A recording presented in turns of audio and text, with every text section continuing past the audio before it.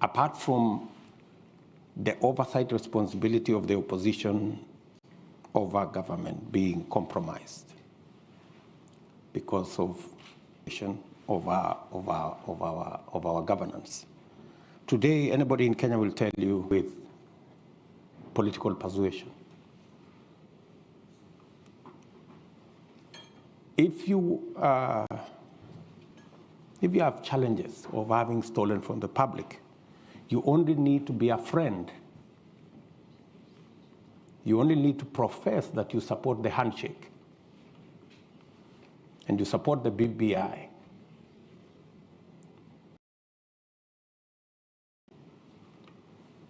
It is our belief that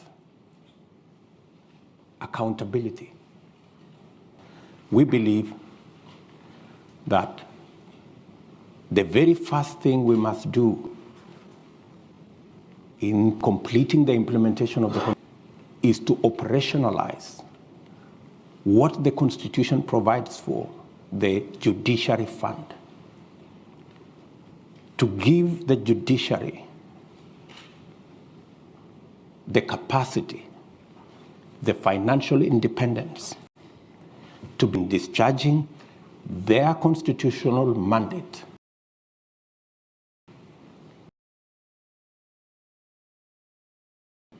of adjudicating on disputes, dealing with matters of accountability, so that corruption cases do not take 10 years because the judiciary is undercapacitated, because they do not have the resources to hire the personnel, the magistrates, the judges, the software, the hardware, to be able to discharge their responsibility. At the very first instance,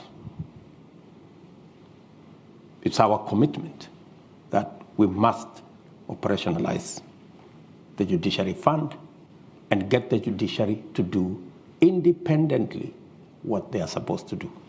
The second item is the entire criminal justice system, from the DCI to the Inspector General and all the investigative authorities in between, must also be given what the Constitution says, their financial independence.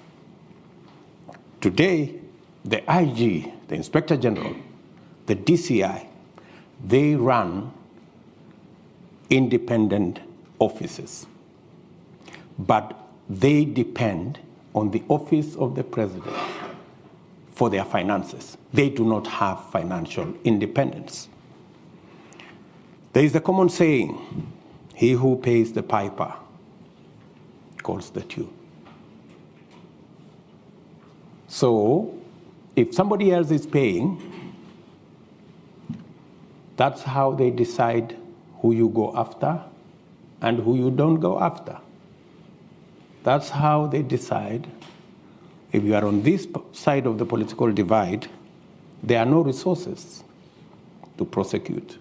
And if you are on this other side of the divide, there are resources to prosecute. We believe the criminal justice system should be truly independent by not just having constitutional independence, but having financial independence to discharge their responsibility. Institutions, institutionalizing the fight against corruption, institutionalizing accountability, institutionalizing oversight. That way, we will be on the trajectory of getting Kenya where we want. So, what's on the ballot? Those of us who believe we should institutionalize our politics along political party lines, institutionalize accountability by having clear separation between the opposition and government, institutionalizing the fight or accountability by making sure that the judiciary is independent, the institution of the criminal justice system is independent, not just by constitution, but financial and operational independence as well. Rather than build this around personalities who then become subjective and who then become biased. And we end up in the place we should not be. Finally, in the ballot, we have driven the economy right to the heart of this contest. And we are looking at democratizing the economy of Kenya. And that is why, with our partners in ANC and Ford Kenya, we have built an economic model around this election that gives us opportunity to expand and make sure that our economic model is inclusive. Make sure that the millions of our citizens who are today locked out of the economic cycle because they have no jobs, 4 million of our young people out of school, out of college, out of university, have no jobs, and it's not going to be business as usual. How are we going to do it differently? We're going to deliberately, and I could give examples later, deliberately invest in areas that are labor intensive, that create jobs, so that we can deal with the challenge of unemployment and create inclusivity. Number two, 80% of all our business is in the space of micro, small, and medium enterprise. We believe to create economic inclusion, this category, who suffer three challenges. They do not have legislation to protect their business. They have challenges in the environment in which they operate. And when I say in the environment in which they operate, even huge corporates in Kenya will tell you they have a wall of licenses, 10 licenses, 15 licenses that they have to suffer before they can get their business up and running. And finally, and this is especially for the micro and small enterprises, is the whole challenge of access to credit. It is really the elephant in that space. Let me give you an example. Because of the challenge of access to credit, we have a huge problem of predatory lenders. And because of predatory lenders, today, 15 million Kenyans are blacklisted on Credit Reference Bureau. 15 million Kenyans blacklisted is actually half our working population. That tells you there is a serious problem of access to credit. Many of these micro enterprises, research shows that many of them pay as high as 1,000% per year to access credit. Some 2,000%. While corporates access credit at 10%, the micro and small enterprises access credit all the way to 1,000%. It's reasonably. These are enterprises that end up making $1, $2, maybe $3 on a good day. And with just access to credit, reasonable credit, affordable credit, you can actually increase their income from $2, $3 to $6, $7. You can double their income just by making sure that we access credit. It's a challenge that we have, and it's a challenge we must deal with. Inclusivity again. And this is about the economy. And finally, we have to do something about the biggest sector that drives our economy. 25% of our GDP is contributed to by agriculture. 50% of our GDP, agriculture, plus all the linkages. So it's not possible to discuss the economy of our country without discussing agriculture. And agricultural transformation right from interventions in seeds, interventions in fertilizer, interventions in market, interventions, getting rid of cartels, dealing with brokers, making sure that we have clear value chains.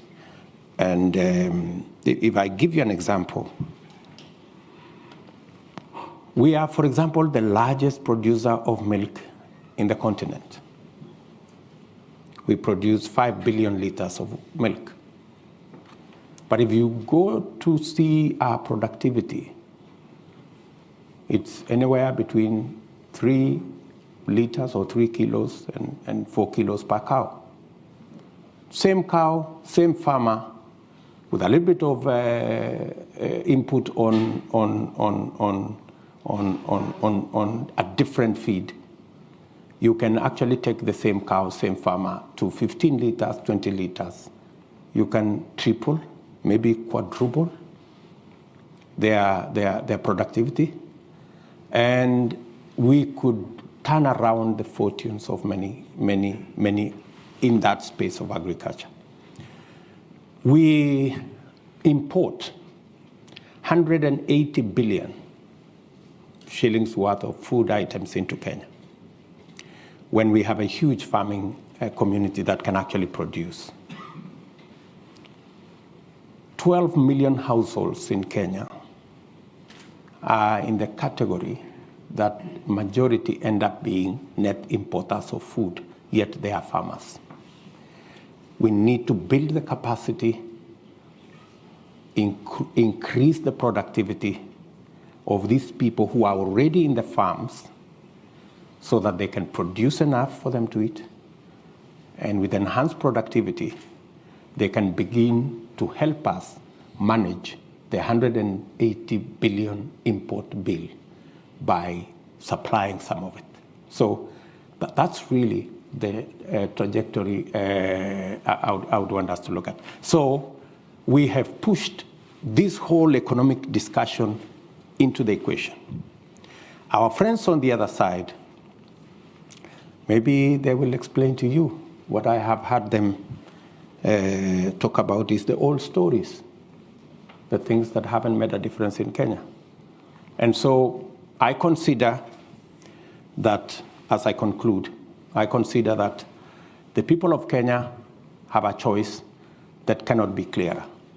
And it will determine whether we go forward as a stable, progressive, democratic, constitutional country, or we regress to what we see part of the world going. Maybe we see what's going on in Ukraine, that people are beginning to roll back democracy, go back to more authoritarianism and that kind of thing. And the people of Kenya, in my opinion, their choices are very clear. They will choose wisely, and they will choose the next government that they know can deliver prosperity going into the future and overcome their challenges. Thank you very much.